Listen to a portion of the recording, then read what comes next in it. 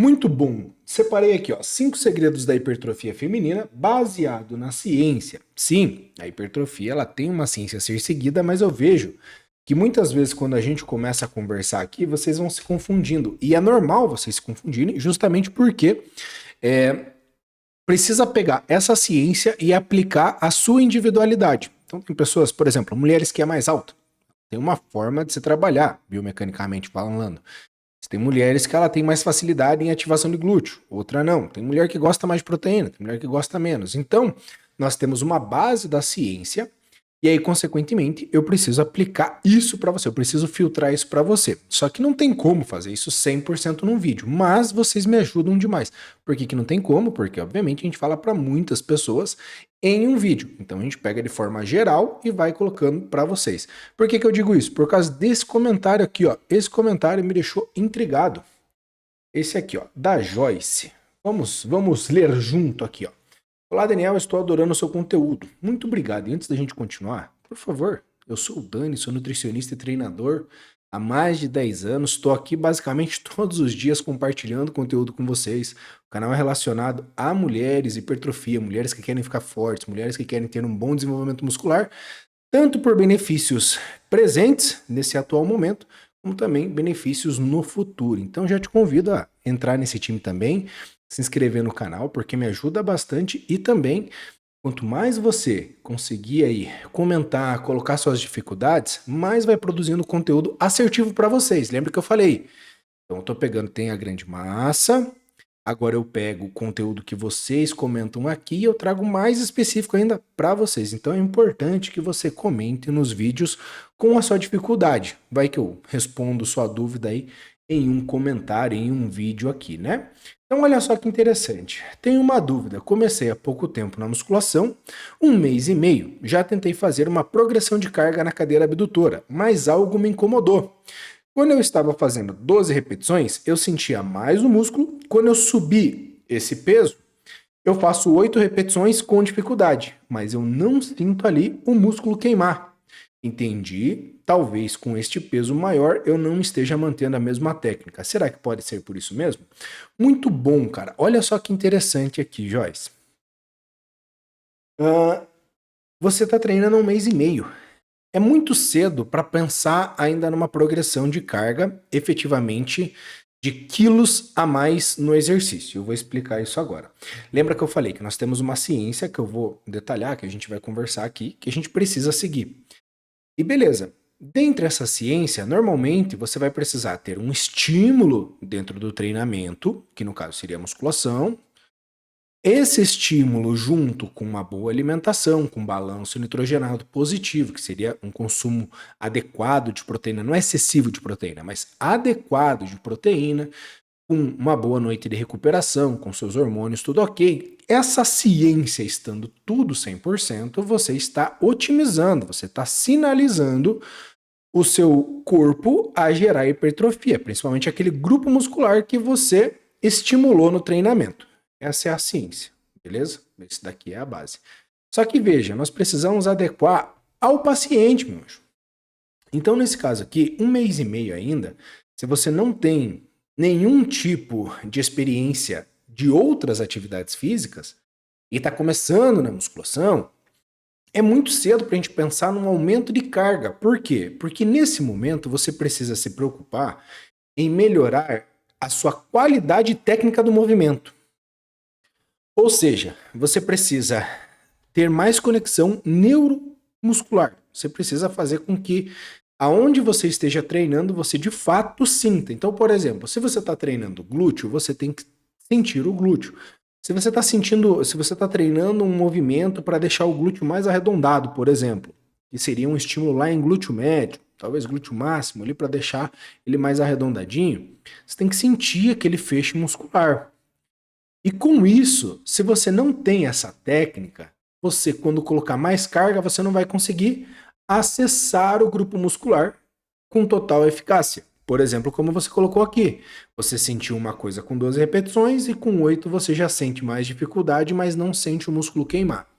Outro ponto interessante é que nem sempre, quando você está em acidose, quando você está com aquele meio ácido, quando você está queimando, tá sentindo arder ali, aquilo não necessariamente significa que você está de fato estimulando a hipertrofia. Veja, aquela ardência durante o movimento normalmente acontece com mais repetições. Por quê? Porque existe um efeito de hipóxia, que seria uma redução do oxigênio no grupo muscular, afinal você está em contração muscular ali. E esse efeito de hipóxia, ele pode aumentar os íons de hidrogênio, e esses íons de hidrogênio deixam meio ácido. E é essa dor que acontece, entende? Dentre isso daqui, pode perceber que quando você relaxa, que você para de fazer o movimento, a questão de alguns segundos ali já vai dando aquela sensação de alívio. Por quê? Porque você voltou o fluxo sanguíneo natural, tirando ali os metabólitos. Claro que aí tem um processo de recuperação, aí é outra história. Beleza. E para o estímulo da hipertrofia, ele é muito adequado de forma individual. Normalmente, a pessoa para hipertrofia vai trabalhar num feixe entre 8 a 12 repetições. Obviamente, como eu falei, alimentação e tudo mais que a gente vai conversar mais um pouco, mas nem sempre um treino de hipertrofia você vai sair dolorida. É aquela história, sabe quando a pessoa fala assim, suar não emagrece, suar é só uma regulação da temperatura corporal interna com o ambiente externo. Normalmente as pessoas que emagrecem suaram, né? Mas o suor em si é só uma correlação, não é uma causalidade. Entende? A mesma coisa essa dor. Normalmente você vai ter que treinar bem, vai sentir uma certa dor, mas nem sempre a dor quer dizer que você esteja indo no caminho certo. É mais ou menos isso que eu quis dizer. Fez sentido para você? Se fez sentido, já deixa o comentário aí, porque me ajuda bastante. Vale o like, né? Pô, depois dessa explicação. Bem, entendendo isso, aí o primeiro ponto que eu coloquei aqui pra gente conversar é sobrecarga de esforço. Por que eu tô falando sobrecarga? E às vezes confunde vocês. A sobrecarga você está entendendo que é o aumento da carga total. Veja, quando você vai aumentar o seu volume de treinamento, você tem 3 variáveis interessantes aqui. Dentre várias, tá? Mas são 3 principais que dá pra gente trabalhar. O aumento da carga, como um todo, o aumento do número de repetições ou o aumento do número de séries. Isso daqui vai mexer no seu volume de treinamento, que eu já vou falar no próximo tópico. Mas então, entenda como esforço. Você pode sim aumentar, fazer uma progressão de treinamento, aumentando mais o número de repetições. Consequentemente, você vai sentir essa dorzinha que está falando. Consequentemente, você pode estar estimulando de fato a hipertrofia se todo o ambiente estiver adequado para a hipertrofia, mas eu optaria em trabalhar com mais repetições nesse caso, e assim pode gerar hipertrofia de fato, mas por que mais repetições? Para melhorar a sua técnica, a sua conexão neuromuscular, você saber aonde você está ativando aquele grupo muscular. Então, o primeiro segredo da hipertrofia é trabalhar com uma sobrecarga, só que eu tive que denominar agora como sobrecarga de esforço, que você pode aumentar o número de séries, número de repetições, bem como o número de quilos, da quilagem do exercício. Com isso, você vai aumentar o volume de treinamento, que aí a gente entra no tópico 2.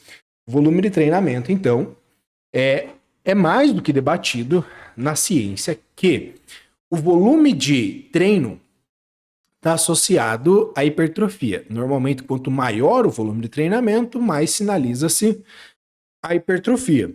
Beleza. Só que se fosse assim, então uma pessoa que nem eu, comecei a treinar aos meus 15 anos, musculação, né? Mas fiz outros esportes a vida inteira, desde criança.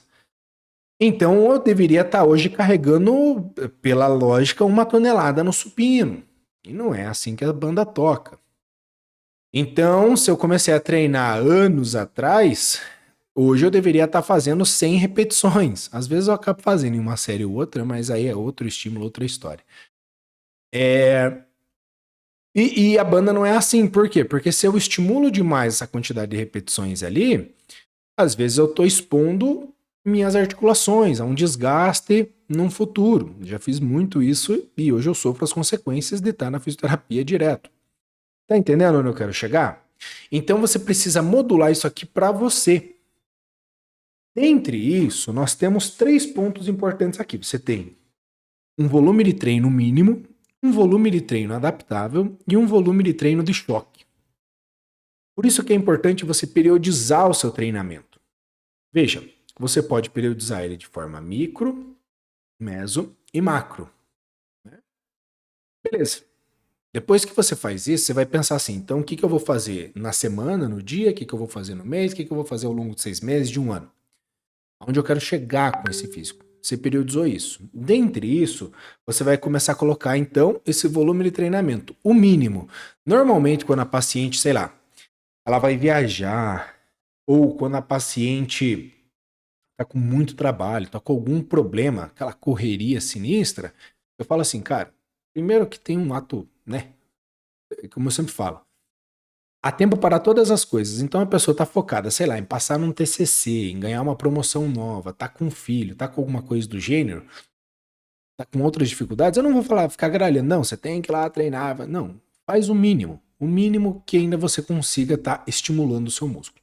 Aí beleza, depois a gente vem para esse adaptável. O adaptável é onde a grande maioria consegue permanecer por muito tempo, que é uma média de 70% da tua capacidade ali, que você consegue treinar, que você consegue se recuperar, que tá ok.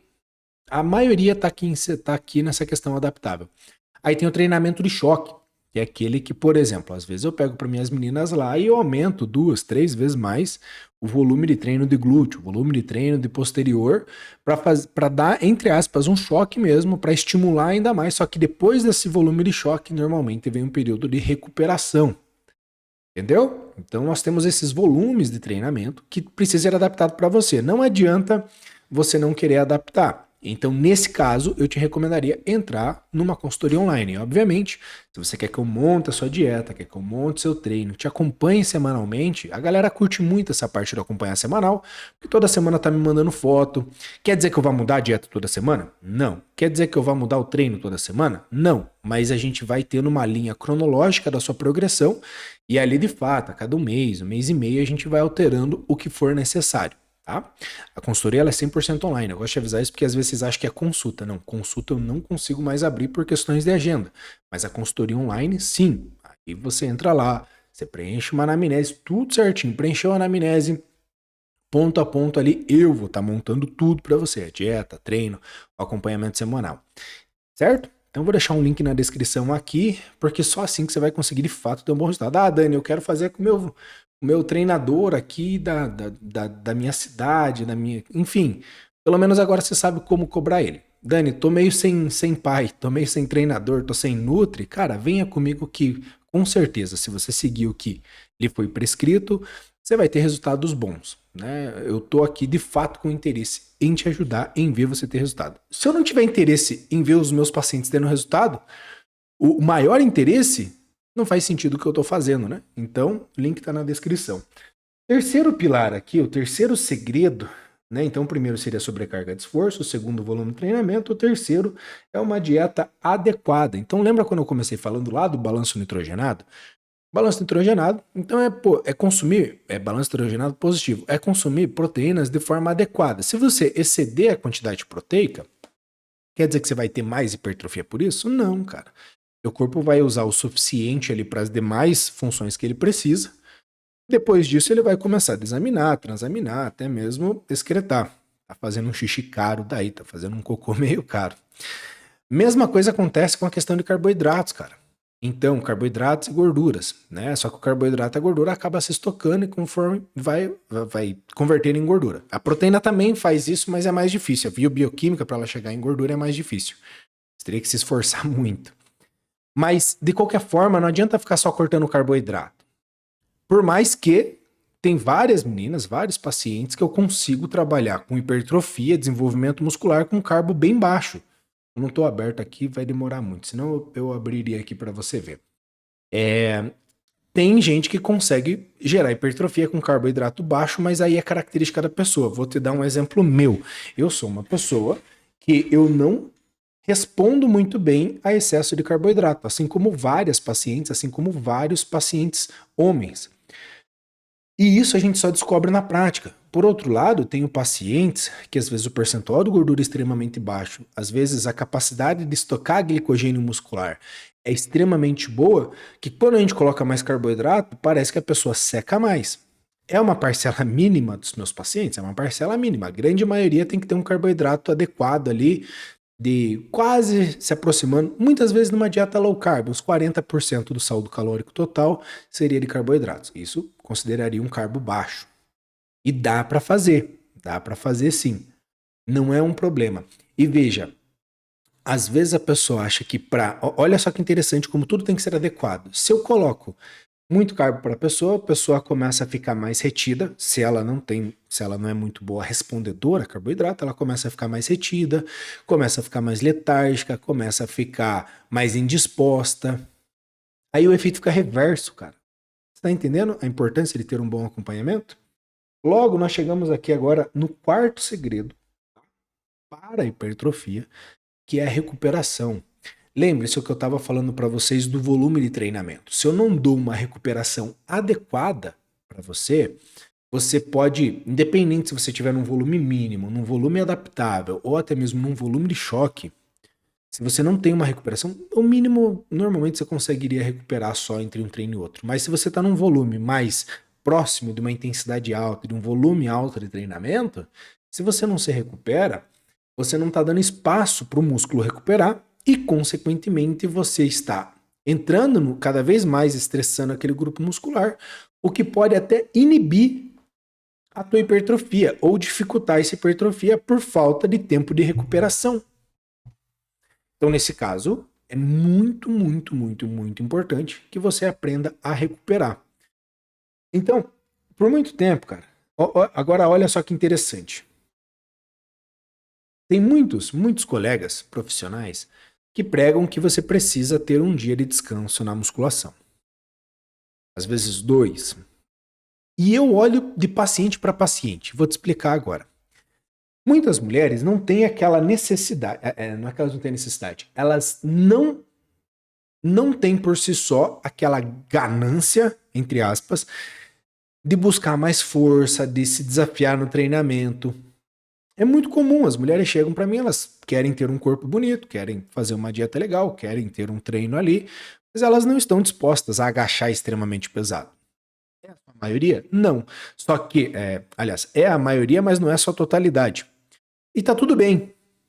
Então, nesse caso, eu prefiro trabalhar com frequência de treinamento maior, todos os dias ali, porque ela não demanda de uma certa recuperação, porque ela não tem intensidade de treinamento tão alta a ponto de precisar parar o treino um dia na semana, ou 2, entendeu?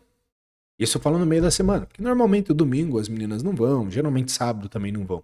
Então não tem aquela necessidade de, por exemplo, treinar segunda, terça e quarta e na quinta-feira descansar.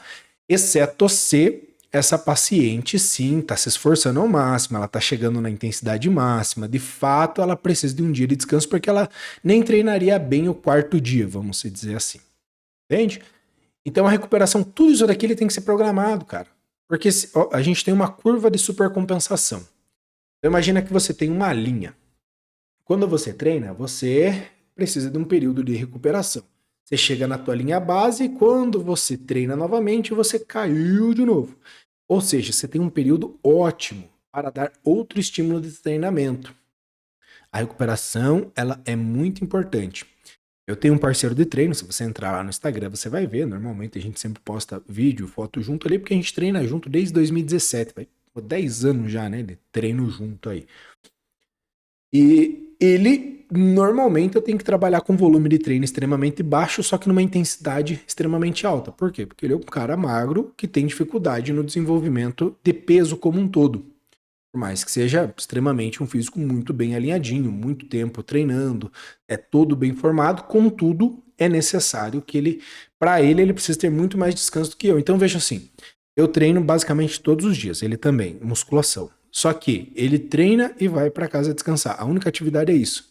Eu, para me manter condicionado, eu ainda faço jiu-jitsu, ainda faço natação e ainda dou conta de treinar com ele. O que eu quero dizer com isso? Que é individual de cada um. Entendeu? Fez sentido? Acho que fez, né? E aí entra num quinto ponto. Olha só que interessante, cara. Como eu acabei de falar, eu treino desde a minha adolescência. Com esse meu parceiro de treino é desde 2017. Você tá percebendo uma coisa aqui? Você acha que não tem uma coisinha aqui, ó, que faz total diferença para hipertrofia? A hipertrofia, cara, ela precisa de tempo, ela precisa de consistência, que é o quinto segredo. Se você não colocar consistência nisso, se você não colocar anos de trabalho, não é, cara, você vê uma pessoa perder 10 quilos em um mês, dependendo da condição clínica dela, dependendo do sobrepeso, da obesidade, enfim, você consegue ver uma pessoa perdendo 10 quilos em um mês. Mas nunca, cara, eu coloco minha mão no fogo, você nunca vai ver uma pessoa ganhando em um mês 10 quilos, cara. Em livros, por exemplo, como o livro do Halushi, ele faz uma estimativa lá de no primeiro ano de um homem que fez tudo certo, ele pode, em um ano, ganhar 10 quilos de massa magra. Veja, a gente está falando de um homem. O potencial da mulher e do homem para ganhar massa muscular, para hipertrofia, ele é semelhante. Contudo, o homem parte de muito mais hormônio, parte de um volume muscular muito maior. Então, relativamente, os dois em um mês, um exemplo, pode crescer 10%. Só que o homem vai apresentar muito mais porque ele começou com muito mais volume ali, vamos dizer, entendeu? Então, a mulher e o homem têm o mesmo potencial, só que a mulher parte de um número menor. Geralmente a mulher é menor, tem menos massa muscular e, obviamente, no mínimo 10 vezes menos hormônios masculinos, no caso testosterona, masculina entre aspas, né? Fez sentido para você, cara? Se não for assim, é muito difícil você chegar à hipertrofia. Então, primeiro ponto aqui da nossa querida. No começo de tudo, Dani, eu treino há menos de 6 meses consecutivos. Já treinei outras vezes, mas nunca consegui completar 6 meses. Estou há menos de 6 meses consecutivos treinando. Eu pensaria muito mais na técnica, na consciência corporal, na conexão neuromuscular. Trabalharia com um pouquinho mais de repetições para aprimorar esse movimento, para aprender o movimento, para aprender a resistir a essa dor, porque a técnica precede a carga. Se você for primeiro para a carga sem ter todo esse aprimoramento, a probabilidade é que você venha a ter minimamente uma contratura no lugar errado, aquela fisgada na lombar, por exemplo. Depois disso, muito importante que você entenda a progressão de esforço e não necessariamente só a de carga. A carga é uma das formas de ter uma progressão de carga de esforço e também o volume de treinamento. Trabalhe dentro do seu adaptável. Semanas, coloca uma semana de choque, uma recuperação. Vai ser interessante. A dieta dentro do adequado para você. Não adianta comer demais que vai converter em gordura. Tem que ter uma ótima recuperação. Se você não tiver uma ótima recuperação, ótima que eu digo não é descansar demais, porque se você descansar demais também perde o time da supercompensação. Se você descansar de menos, você também não dá espaço para o teu corpo fluir, para o teu corpo entrar em hipertrofia de fato. E o quinto é que o jogo é a longo prazo. Se você quer que eu monte a sua dieta, quer que eu monte seu treino, te acompanhe semanalmente, o link da consultoria online está na descrição e eu te vejo no próximo vídeo muito em breve. Tchau!